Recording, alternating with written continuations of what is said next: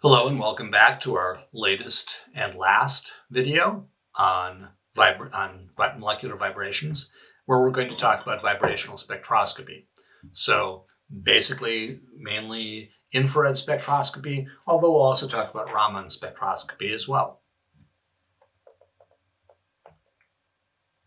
So infrared spectroscopy, the first thing to note is that we have what are our selection rules? Selection rules is this, will I see a transition between these two states by absorption of light, or in the case of Raman spectroscopy, scattering of light.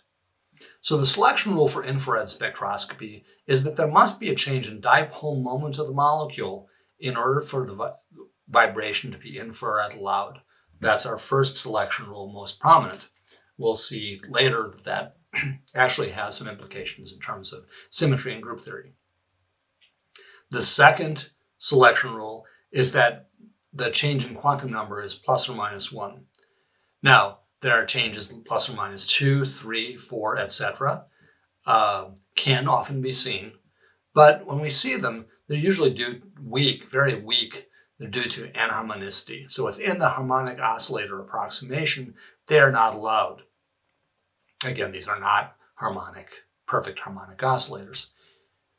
One of the biggest manifestations of this, if I look at the solar spectrum, light coming through the atmosphere, I see a number of points where that infrared light is absorbed rather than transmitted. And those are things like what we call the overtones of water, the at delta epsilon equal to 2, 3, 4 for a stretch. And why? Because the water concentration is really high in the atmosphere and the path length is really long.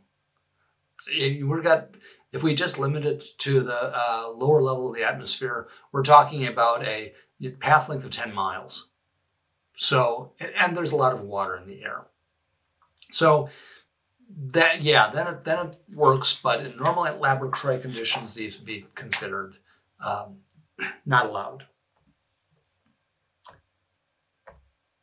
So one other thing that we need to consider is the symmetry.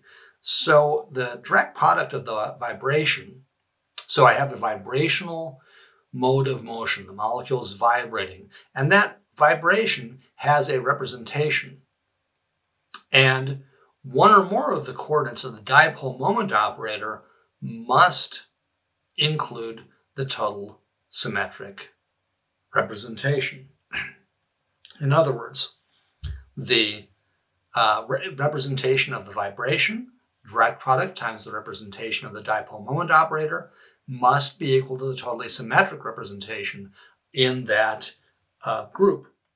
So I've got, for example, here is the character table for C2V geometry. Remember, water is in C2V geometry. So really effectively what we just do is we look at the functions in the table. For C2V geometry, the only vibrations that are infrared allowed are A1, B1, and B2. So I'm circling the X, Y, and Z here. A2 is forbidden. A2 does not have a linear term. And so any vibration of a molecule which has A2 symmetry will not absorb infrared. Now, this is almost certainly just a manifestation of the first rule that I gave you, which is you need to have a change in dipole moment. If there's it is likely that under C2V symmetry, any motions which do not give a change in dipole moment will end up translating as A2. What about equipment? And I'm going to have some fun cheating here because I'm using a lot of images from Wikipedia, but if I'm citing them, they're all either in the public domain or licensed for use. What do I use for Fourier transform infrared spectrometer? The advantage of this technique is that I'm acquiring every single wavelength simultaneously. This is what we call a form of multiplex spectroscopy. I'm detecting all of the wavelengths simultaneously, but I'm detecting them together modulated in some way. The modulation I'm using is a Michelson interferometer. Imagine if I have a light source that comes into this interferometer, and then it goes into a beam splitter. 50% goes in one direction, 50% goes in another direction. What we're now going to do is we're going to move a mirror on one end back and forth. As I move that mirror, the path lengths of the two returns, so now it returns, and now I have a recombined beam off the beam splitter that goes through the sample and then into the detector. Now, I have what happens is my mirror moves. As my mirror moves, imagine if I have a single wavelength of light.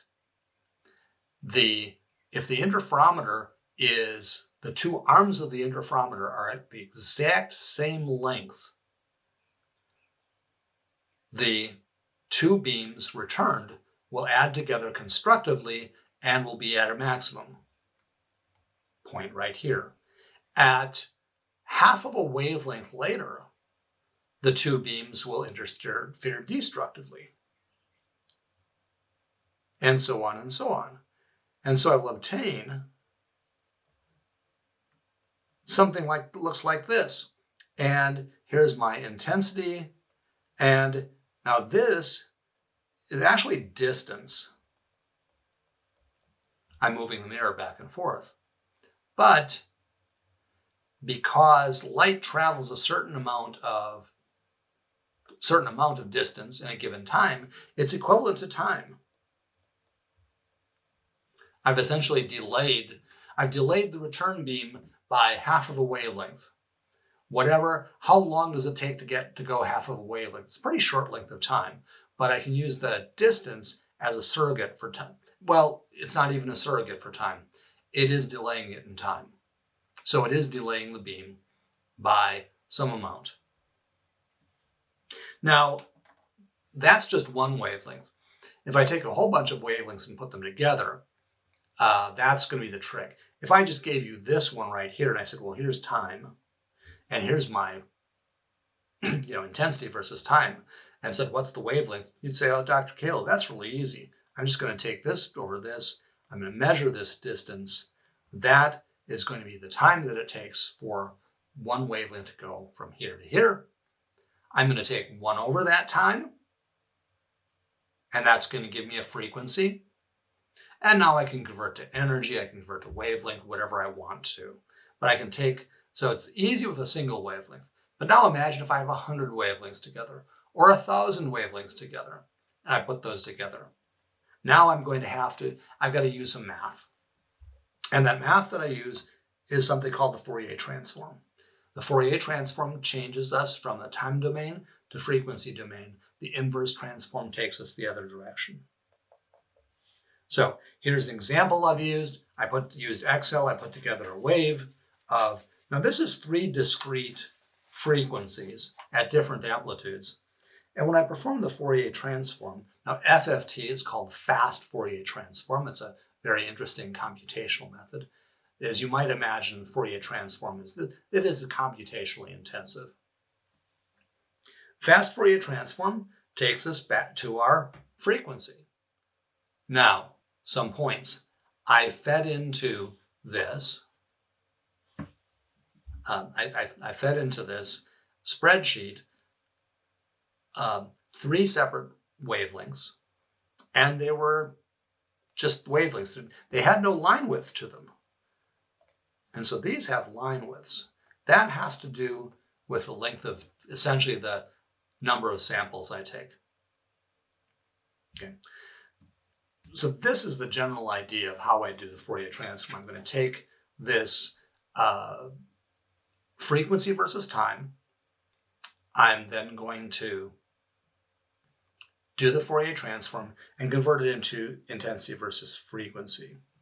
This is an example of what we actually see in an instrument. This is our interferogram.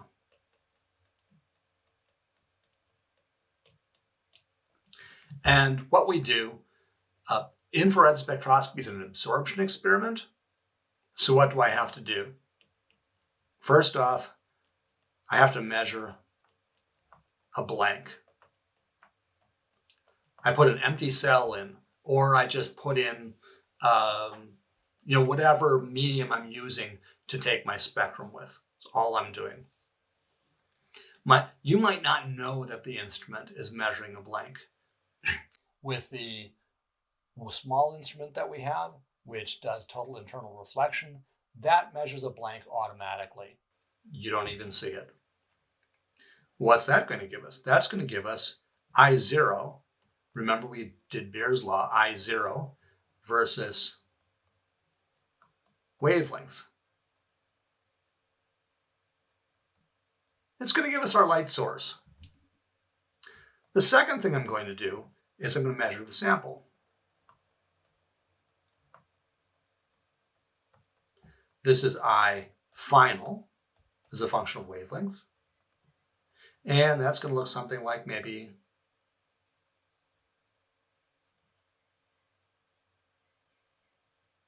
and now I put those two together and I can get an absorption spectrum or a transmission spectrum by the normal Beer's law method, whichever I prefer.